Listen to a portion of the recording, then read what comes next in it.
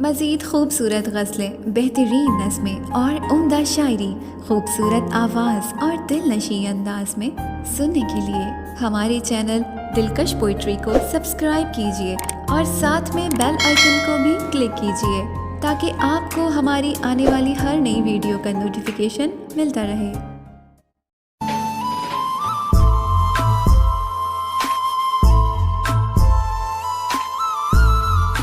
तुम जो हंसती हो तो फूलों की अदा लगती हो, और चलती हो तो एक बादे सबा लगती हो।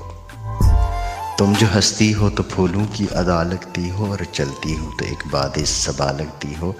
दोनों हाथों में छुपा लेती हो अपना चेहरा, मशर की हूर हो दुल्हन की हया लगती हो।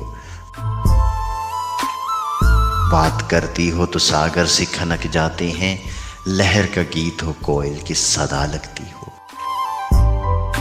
किस तरफ जाओगी जुल्फों की ये बादल लेकर, आज मछली हुई सावन की घटा लगती हो। तुम जिसे देख लो उसे पीने की ज़रूरत क्या है, जिंदगी भर जो रहे ऐसा नशा लगती हो।